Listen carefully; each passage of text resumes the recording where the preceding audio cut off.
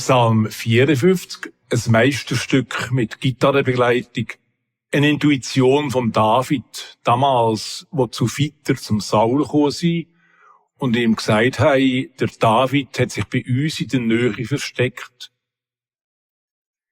Hilf mir doch, du Gott, verhilf du mir zu meinem Recht. Du hast Macht und Kraft dazu. Jetzt lass mir zu, wenn ich beten will. Mach deine Ohren weit auf für das, was ich dir sage. Sie sind hinter mir her, unverschämt und gewalttätig, wie sie sind. Und wollen mir das Leben nehmen. Die können sie nicht, sie haben keine Ahnung von dir. Für mich aber bist du der Einzige, der helfen kann, wo mir Schutz und Halt geben kann, dass ich am Leben bleiben darf. Das Unheil soll auf sie selber zurückfallen, auf die mich am liebsten umbringen möchten. Du stehst zu mir.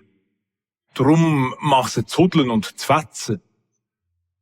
Dann wollte ich dir gerne ein Opfer bringen, voll Freude, dass alles gut ist rausgekommen. Und ich, Herr Gott, darf dich loben dafür. Du hast mich rausgerissen aus all meiner Not. Und ich komme mit über, wie es denen geht, wo wir das Leben nehmen wollen. Ich kann zuschauen, wie sie zugrunde gehen. Die, wo wir ständig nur böse wollen.